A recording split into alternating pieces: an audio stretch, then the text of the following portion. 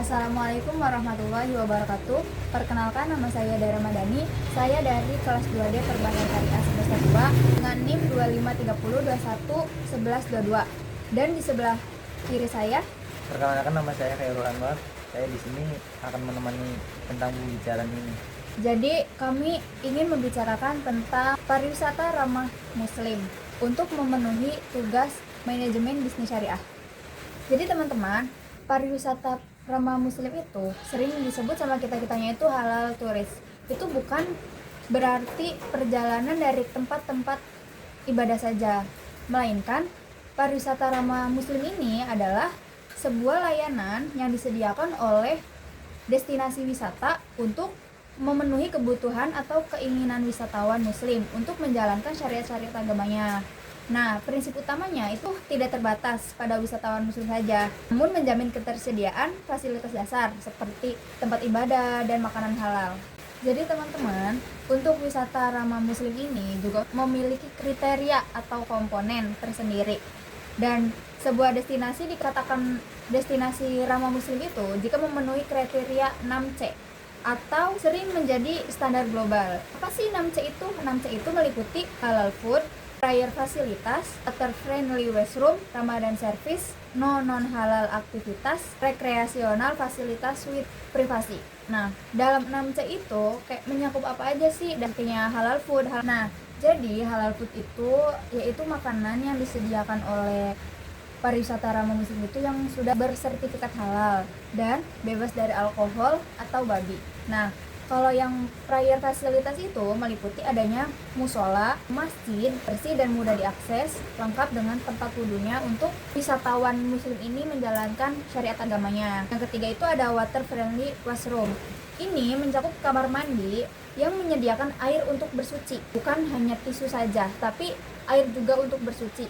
Dan yang keempat itu ada Ramadan service. Nah, Ramadan service ini seperti menyediakan untuk buka atau sahur wisatawan.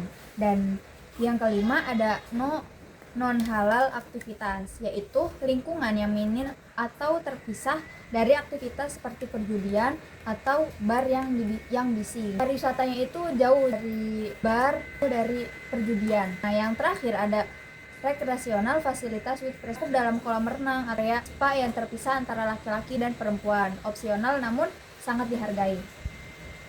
Apa yang Anda ketahui tentang pariwisata ramah muslim ini di dalam negeri di Indonesia ini?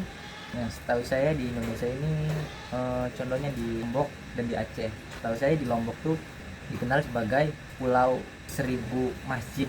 Hampir seluruh hotel di sana memiliki tunjuk arah kiblat dan menyediakan menu halal. Kalau di Aceh menawarkan wisata religi yang kental dengan Masjid Raya Baitur Rahman sebagai ikon utamanya. Berarti pariwisata ramah muslim itu hanya ada di dalam negeri saja apa ada di luar negeri juga?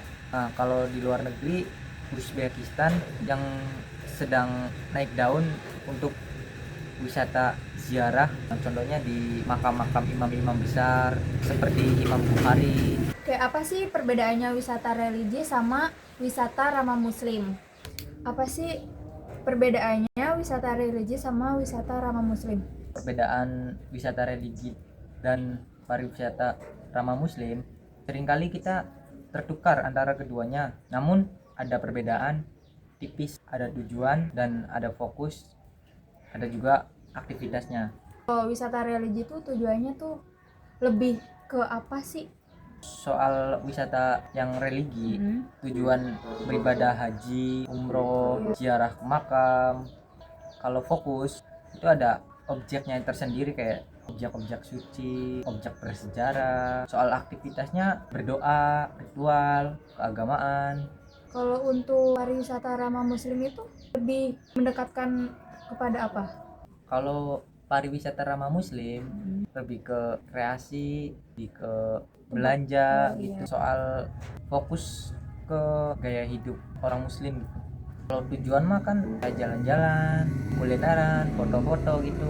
Oh, berarti intinya kalau pariwisata ramah muslim itu kayak kita tuh lebih ke traveling tapi muslim gak sih daripada yang wisata religi itu kayak kalau pariwisata ramah muslim tuh mungkin kita tuh jalan-jalan tapi kita tuh sembari kayak tetap melakukan syariat agama, kayak difasilitasi oleh objek wisata tersebut dibanding benar sekali. sama wisata religi sendiri. Kalau wisata religi sendiri itu kan kayak misalkan umroh, haji kan kayak gitu kan. Ya kayak, lebih ke mendekatkan ke agamaan gitu. Iya, oke.